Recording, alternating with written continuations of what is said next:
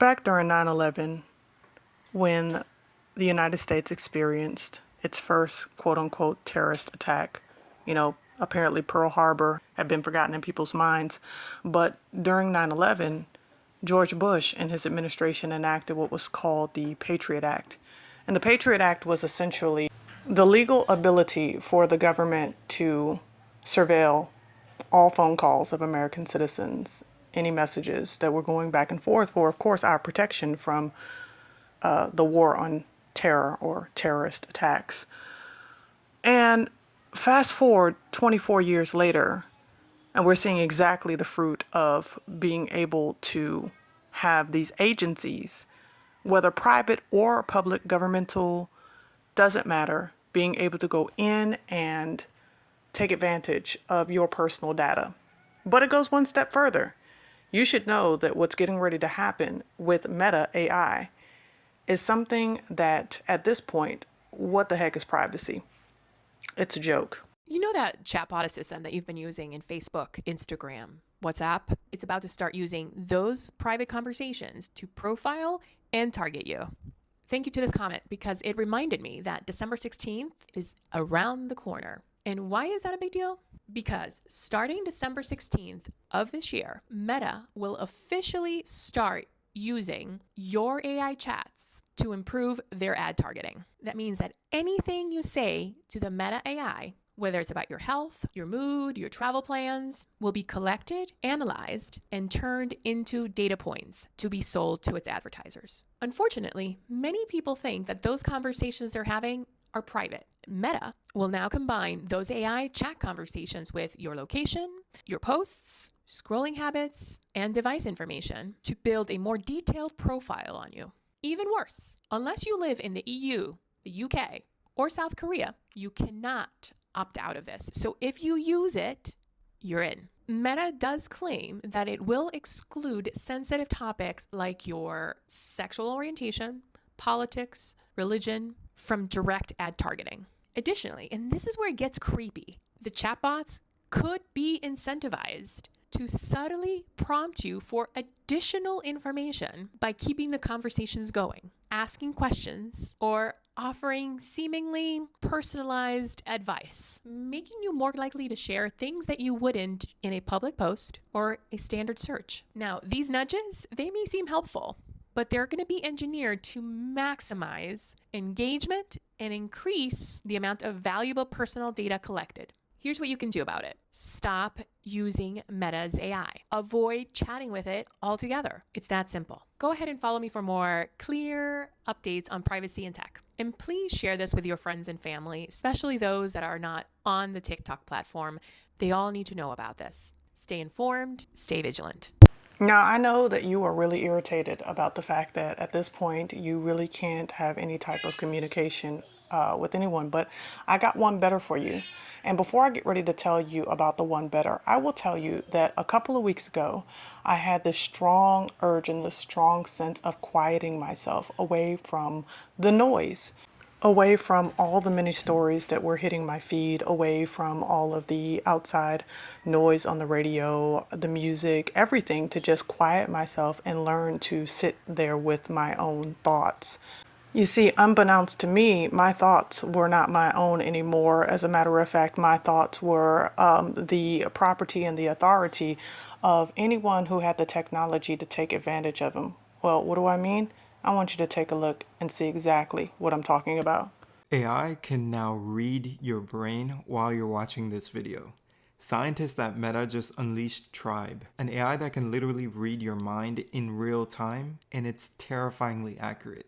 Let me explain. So right now, as you're watching this video, something crazy is happening in your head. Your brain is taking my voice, these visuals, maybe some noise in your room, and somehow creating one perfect reality. And scientists have been trying to crack this code on how all of this happens for decades.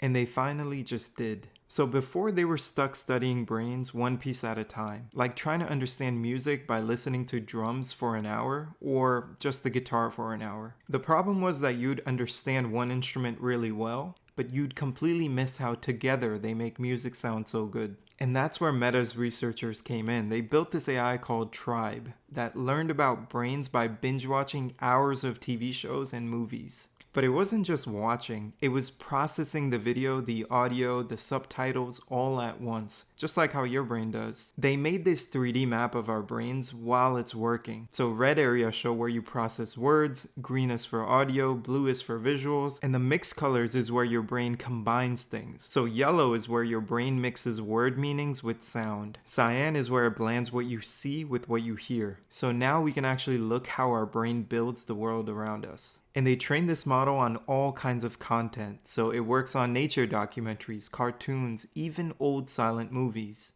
It's gotten so good that it can predict which brain region will activate just from watching what you're watching. No brain scans or anything needed. What this means is that scientists can now test brain theories on a computer first, before doing any experiments on real people. So essentially, they're building virtual brain labs that can help us finally understand consciousness, memory, and how we actually think. And in the paper, the researchers said they haven't even maxed this out yet. More data makes it exponentially better. And to top it off, Meta showed this off at the 2025 Algonauts competition, and it won first place with the most advanced brain reading AI on the planet.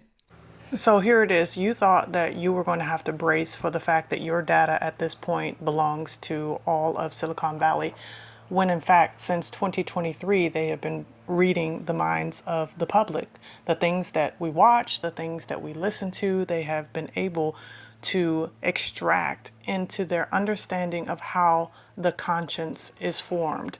You know, the consciousness is something that they have been trying to manipulate and control for a very long time. They've been telling us about this in the movies forever, and yet, whatever reason, it's like we're not accepting the reality that this is the world that they have made up.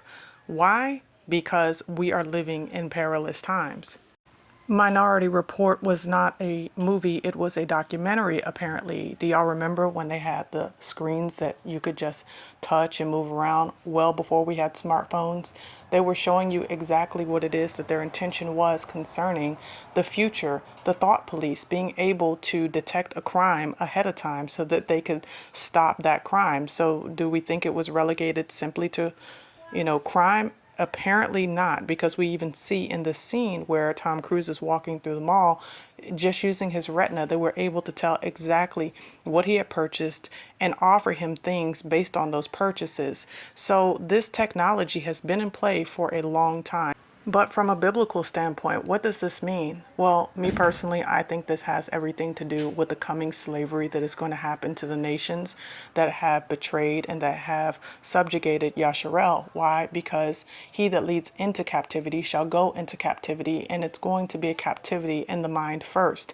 It's going to be having a hive mind, if you will, so that the majority of the world will be put in the bondage of mental slavery, not just physical chains. And so what we need to understand is that it's imperative for us as a people to separate ourselves, right? Not to be so close onto this technology and always infusing our time and the better parts of our life stuck to these devices. Yes, I understand that we do need to know the things that are going on in this world, and we need to be updated so we can watch and pray. But we have to understand that a lot of these things are being used to manipulate us. It's one of the reasons why when I use chat, I only use chat for business purposes. I don't use chat as a therapist. And a lot of people have found themselves using these AI chat boxes in order to replace human relationships, not realizing that these things are collecting data on them so that they can again use it against them eventually. And it's not really so much eventual, it is now, as we see that for the past 2 years, they've been reading our minds with the things that we watch and the things that we listen to. And so we are truly living in very, very sick times and dark times. And I pray that the Most High delivers us soon from out of the lands of these captivities that we are under, because it's multiple captivities. It's not just from the financial sector. It is mental, it's emotional, it's spiritual, it's psychological, it's multiple captivities. But but this is why he said, come out of her, my people, that you will not take part in her destruction. And so we have to separate ourselves so that we can hear from the voice of the Ruach HaKodesh, so we can be one with our own thoughts and not allow everything that we are everything that is the substance of us to just be taken captive by the machine. In any case, these are my thoughts. Let me know what yours are in the comment section below. Like, share, subscribe if you have not already done so. Don't forget to hit that notification bell on your right so you can get all of my latest updates as they come out. I definitely want to know what you think, so make sure you drop a comment below. As always, family, be resilient, be prayerful. Get away from these devices when you have opportunity to. Fast away from them, because we really need to separate ourselves from this Babylonian system. Looking forward to speaking to y'all next time. As always, be resilient, and y'all bless.